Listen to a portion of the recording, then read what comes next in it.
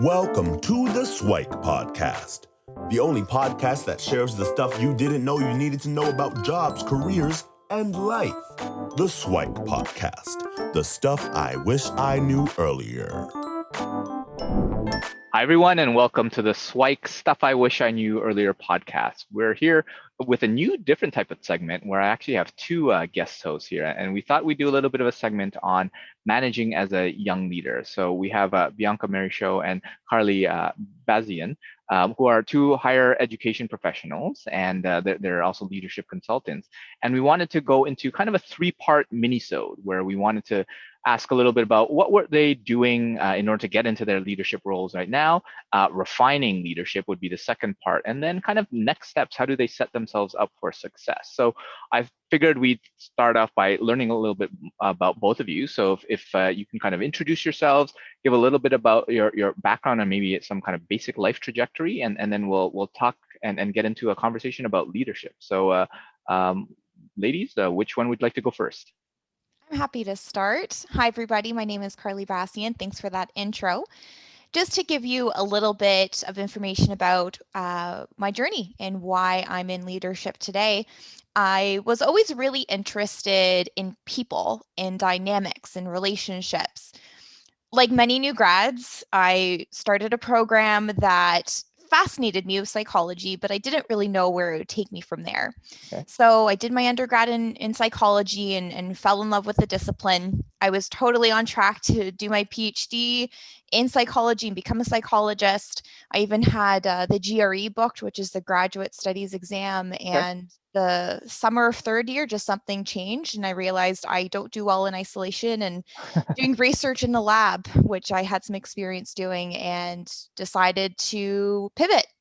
So I was reflecting on what interests me beyond psychology, and I had some experience working with kids in the teaching profession and at day camps, and decided to pursue graduate school still, but in education, and did my master's of teaching at the University of Toronto.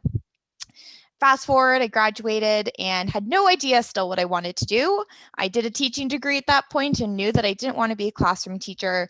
And I stumbled upon a job at Ryerson University right out of school, working as a client service administrator, which never was on the table for me. And throughout my early stages of my career, I said yes to opportunities that interested me, which involved more and more leadership, and eventually landed where I am now, where I'm now managing a large team of 13 employees and working with various organizations across the province supporting higher education initiatives. And yeah, I think it was just a lot of good luck and saying yes to opportunities and leaning into things that really interested me when it came to dealing with people. That's amazing, Carly. So and for our other guest hosts, Bianca, if you don't mind sharing a little bit about your background. Absolutely. I feel like my love of leadership likely started in elementary, although I probably didn't name it leadership at the time. I always really loved being in charge, and I come from a very big family too. There's 7 of us, and I'm the second youngest. And I found that, being second youngest, and there was quite significant age gaps between me and some of my older siblings, they often took the lead in other parts of life. But when it came to me directing myself, I just really loved that. And in elementary, when I started to slowly find that, I liked when people listened to me, and I liked when people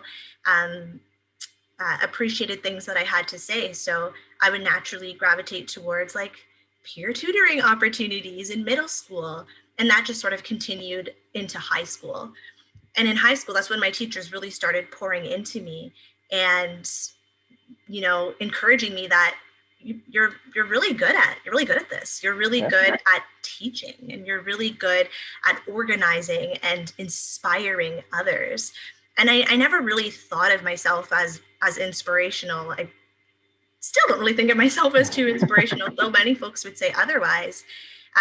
But even just having those little seeds planted in me and starting to connect the dots of what I'm good at and what ignites me, and the gifts that I'd like to share with the world, it started blooming more and more.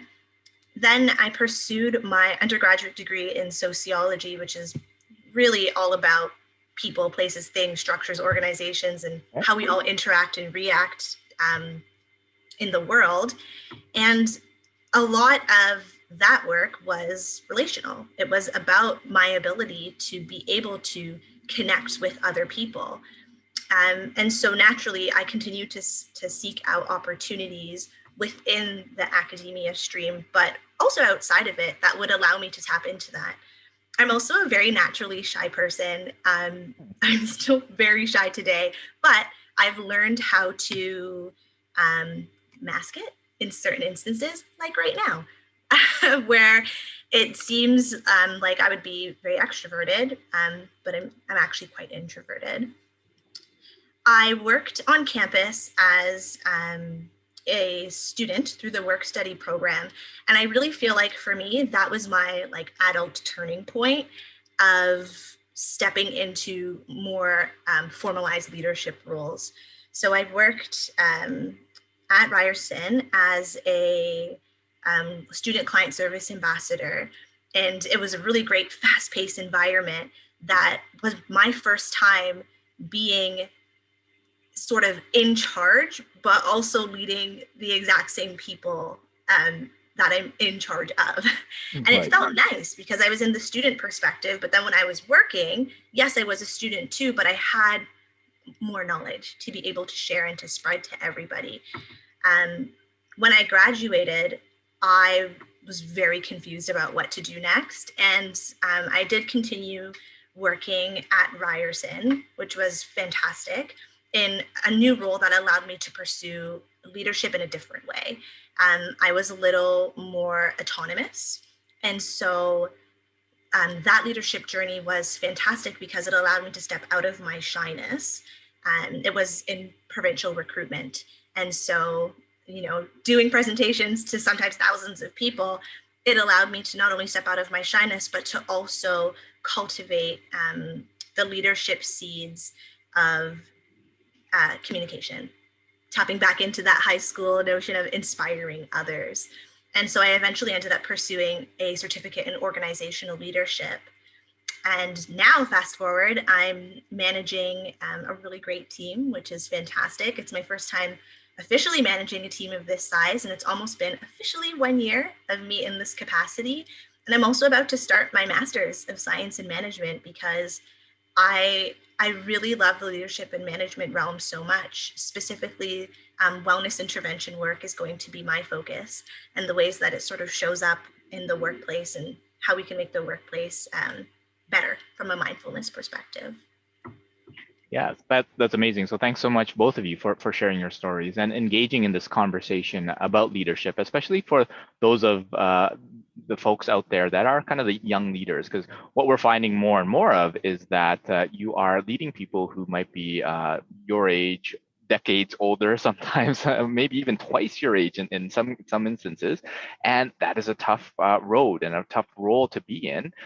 So tell us a little bit about kind of that call to leadership and how that became of interest. Bianca, you shared a little bit of that. So maybe Carly, if you want to share kind of your journey, because you kind of skipped over like the fast forward to whatever. So maybe a little bit of that call to leadership would be great to elaborate on. Absolutely. And I resonate a lot with Bianca's story about being interested in leadership at a very young age, but not necessarily having the language or the awareness that that was something that interested me. And I remember the first time I really saw myself as a leader, I was actually 9 years old. I had the privilege of being part of a program that still exists today that I still volunteer for that's called Future Possibilities for Kids Canada. Oh, yeah. And they're a wonderful organization that works with children ages 9 to 12, and they teach the next generation how to be leaders. And I had the opportunity of being paired with an adult coach. I came up with a goal on how to make my community better. So I did a fundraiser and raised $1,000 at the age of 9. And I felt like I was on the top of the world and realized that even though as a young person, I have real impact on my community. And, you know, we often talk about leadership in a very flippant way, you know, leadership roles and leadership capacity and leadership this, that, and the other. And I I really think a lot about what leadership means to me. And for those of you who have, a toe in the leadership world, you would have heard of Brene Brown, who's an inspiration to many of us. And whenever I think about my call to leadership, I go back to one of my favorite quotes by Brene Brown that I have right in front of me. A leader is anyone who takes responsibility for finding the potential in people and processes and has the courage to develop that potential. And anytime I'm faced with a new challenge or meet a new person, I'm always trying to think about how can I make this person better, or how can I make this situation better? How can I be a support to elevate that person to the next level? And when I started, as a client services ambassador in higher education, I was constantly finding ways to elevate my colleagues and finding ways to elevate the students that I work with. And I think that's what set me apart from many people, because people who are in leadership positions for the glory and for the title and for the money, it's not genuine. And you don't foster meaningful leadership relationships in that way. I really believe in servant leadership. This is an example of servant leadership where you ask yourself, how can I be of service to others and see people grow? And I've had the complete honor to work with Bianca for the last few years. I remember meeting her as a student, and just the amount of elevation that she has given me and I have given her, I think have really elevated one another and have allowed us to reach where we are today. So for me, my call to leadership is just elevating people, finding that potential and fostering that potential. And the fact that it's different for every person makes it so exciting, because supporting someone in a leadership capacity for person A will look very different for person B. So I'm constantly on my toes and constantly finding new ways to be a support. So that's my call to leadership, finding potential in people. Sounds good. And I'm reminded of some of those, probably, I guess they're memes now on LinkedIn, where you see like the leader versus the manager, and how the boss kind of like berates their staff, and that the leader kind of ushers them into the kind of the new vision.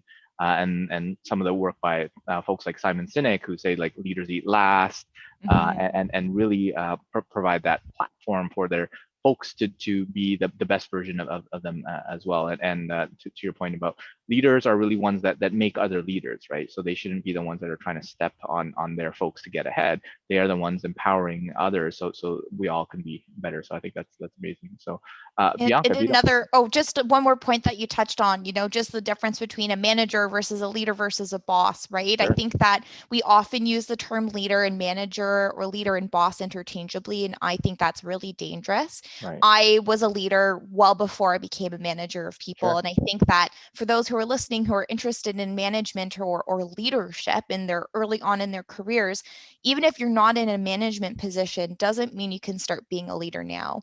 And that was something I wish I knew back when I was starting. I thought that I needed to have the manager title to make a difference, but I actually learned very quickly on that I didn't need to wait for that to become a leader in my team. So Bianca, if you don't mind sharing a little bit about your leadership journey, I know you mentioned it a little bit before, but kind of what was your call to leadership, and what about leadership interests you the most? I would say my call to leadership really truly started to take off when I was doing provincial recruitment. Okay. There's something that's so humbling and such an honor working in provincial recruitment. So effectively, I was traveling across Ontario to different high schools, sometimes to adult learning education facilities, and talking about Ryerson and, all the great things that Ryerson has to offer, and starting to create bridges of hope and opportunity and possibility between prospective students and the institution. And it was really, as I continued to go to more schools in different areas across Ontario that I've even never been to before, and hearing stories and talking to students, especially the students who really never saw university as an option for them, but seeing me at the front of the room particularly as a young Black woman, and especially when I would connect with usually other Black students, but many other folks of color too, it it was such an honor to be able to help them see that bridge of possibility. And I really think that that speaks towards what I believe my personal superpower is, which is helping others to develop that power that's within them, that's just waiting to be woken up, and in turn to be able to transform their teams or their organizations or just the way that they show up in the spaces that they show up in. For me, my favorite part of leadership is having the ability to inspire and encourage and equip folks with the tools and the resources and above all the confidence that they need to be successful, however they define success for them. Right. And I try my best to do that by having those tough conversations that deepen relationships, and by inspiring bold conversations that are quite often uncomfortable sometimes, but are necessary in order to move forward and to be able to continue to grow, both as ourselves and in the teams that we show up in. Yeah, for sure. I think that's amazing. And one of the definitions that I've heard a leadership as is basically someone who kind of paints that vision, right? Is that source of inspiration that says, hey, this is possible.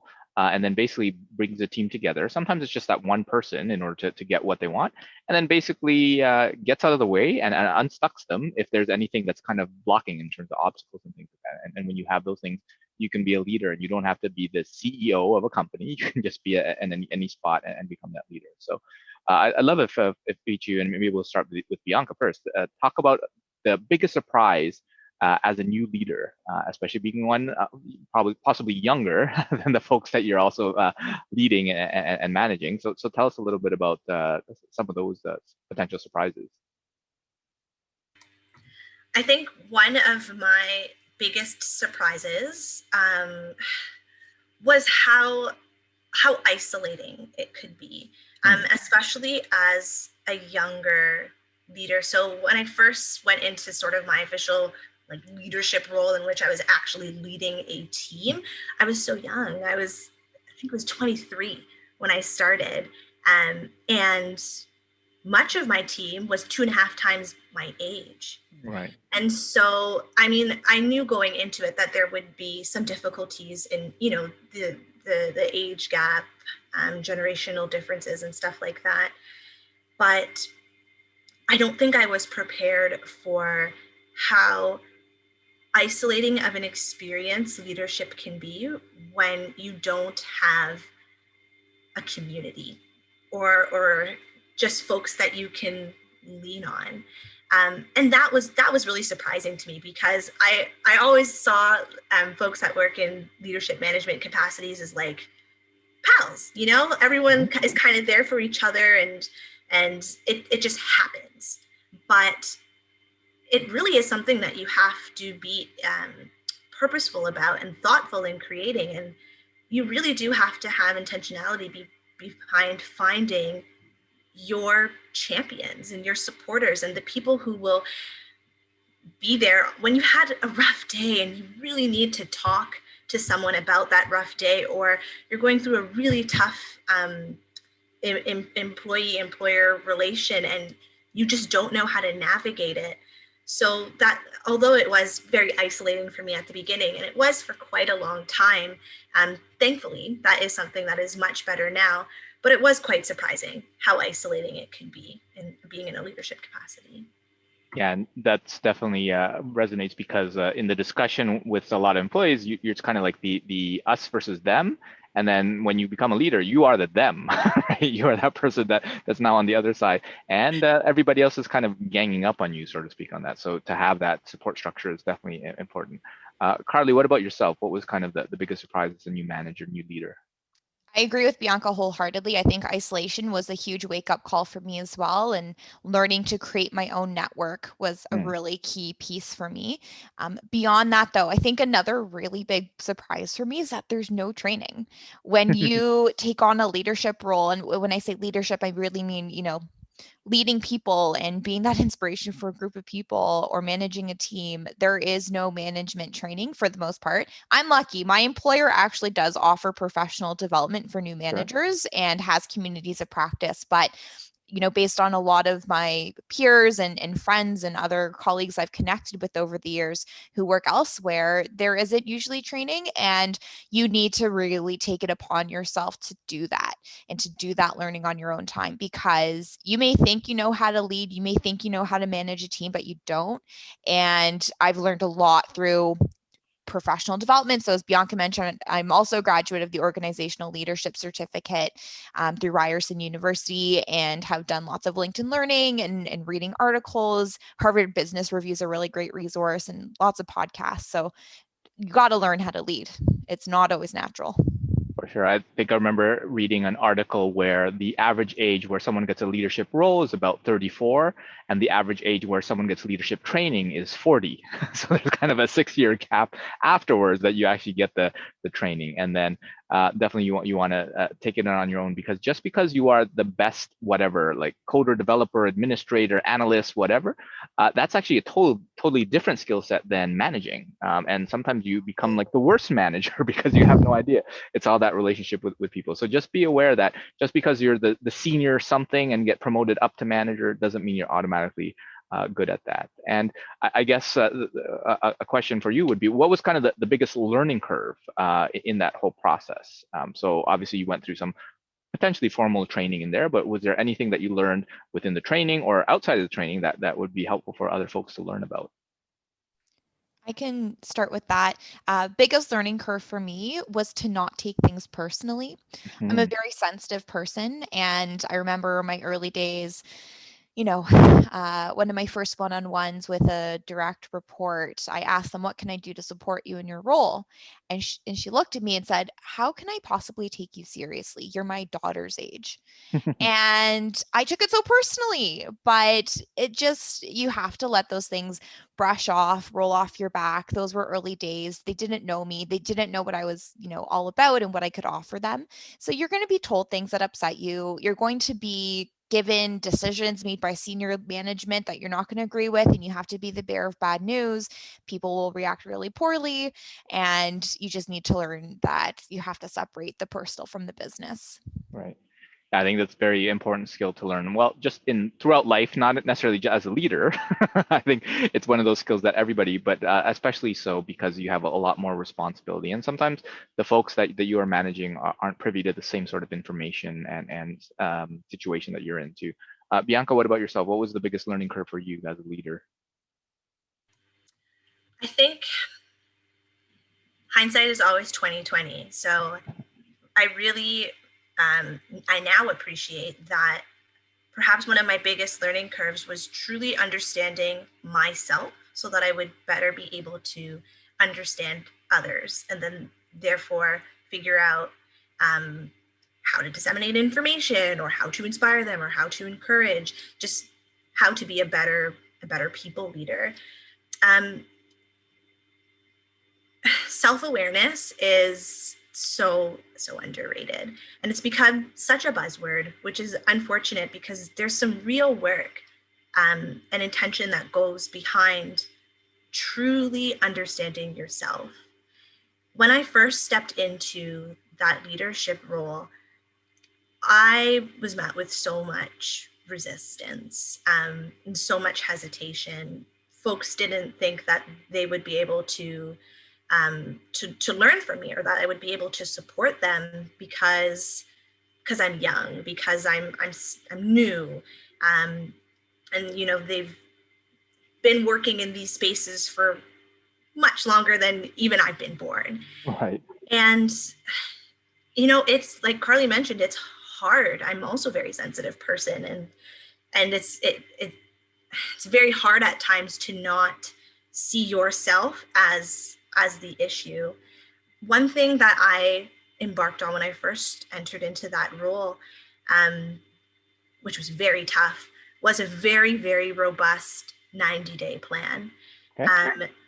I truly believe that the first 90 days are groundbreaking and foundational to setting the stage for how the rest of your time in a department or organization will go. And so I really committed that first 90 days to understanding everyone on my team one-on-one. And I wanted to know more about what are your hesitations and what are your reluctances when it comes to me leading you, and like, let's really dig deep into that. And it was tough. Oh man, it's tough. It's tough to hear direct feedback, especially when you're asking for honest, blunt feedback. But that was truly transformative to allowing me to finally unearth folks' hesitations, understand where they truly are rooted, and then begin to plant seeds so that a new garden can bloom and we can water that garden together. So yeah, my biggest learning curve was truly understanding that if I want to inspire, engage, encourage, mobilize others, I need to understand myself first. And I need to be able to identify even my triggers and like my boundaries, and where my gifts that I'm able to share and excel at end, and when I need to lean on other supports, let's say, to help move something forward. Sounds good. Yeah, a lot of useful information in that as well. Again, self-awareness is so important. Again, everywhere, but especially in a manager, because you're dealing with the personalities of others that you have to be mindful of in addition to yours. And definitely, if you're not taking yourself anything too personally or anything too seriously as well, then it'll be helpful. So if as we close things off for this kind of mini-sode, can you share a little bit of the SWIKE, maybe one element for some of the new managers out there, so the younger leaders that are heading into their first role, what is one SWIKE that they should know, and then we'll continue on the conversation in another episode. So Bianca, what would be yours that you would share? My SWIKE that I would share, I would say, which kind of links to what I'm going to be studying in my master's, but there really is something to be said about mindfulness. And truly spending time with and understanding yourself and being able to identify what you like, what you don't like, and why that is, what your value system is, and where those things come from. And when your value system is compromised, how do you naturally react to that? Something that I remember in an early conversation I had with Carly when I was coming into a new management role was, I told her, I'm trying my best to focus on my second emotion. My first emotion is my gut reaction. It's how I've been socialized to react to something. My second emotion is my more rational emotion. It's when I've stopped, I've maybe taken 3 deep breaths, I've centered myself and grounded myself, and now I'm actually putting thought behind, what's next? How am I going to react to this? I think it's so important for us to understand our own styles and our own ways of doing and knowing and learning before we even attempt to scratch the surface of doing that for other people. I think that's super important, and it reminds me of a quote by Viktor Frankl, who was one of the Holocaust survivors, where he says, between stimulus and response, there is a space, and within that space lies pretty much all of our freedom. So if you take that space to get to that second emotion, then you can accomplish a whole bunch more. So Carly, how about yourself? What is the SWIKE that you'd want to share with a new manager that is up and coming in a new leadership role? I'll reiterate what I already said earlier, is that you can be a leader before you become a manager, and to just lead into opportunities where you feel like you have purpose and that you can make a difference. It's those pivotal moments, whether you're still a student or just starting in your full-time career, take those opportunities, lean into it, learn from it, reshape your leadership, and continue on that journey, and good things will come. Sounds good. And on that note, we'll close off this episode, and we will have you back for a future episode as we continue our discussion on managing as a young leader. Thanks, both of you. Thank you. So thanks for joining us. And if folks want to reach out to either of you, where can they find you? So Carly, where can folks reach out to you? I'm most active on Twitter and LinkedIn, so you can find me on Twitter at cbasian, so CBASIAN, and on LinkedIn, my name is Carly Basian. Happy to connect. And Bianca, how about yourself? For me, you can find me on LinkedIn, Bianca Marryshow, and that is the best way to get in touch with me. Perfect. Thanks so much. Thanks for joining us on the SWIKE Stuff I Wish I Knew Earlier, the podcast. If you like the podcast, please subscribe on iTunes, Stitcher, or wherever you found this podcast. And if you can give us a review, that would be very appreciated. Feel free to contact me on LinkedIn at Luki Danu, LUKIDANU, and the same on most social media platforms. And I look forward to hearing from you. Thanks. Bye.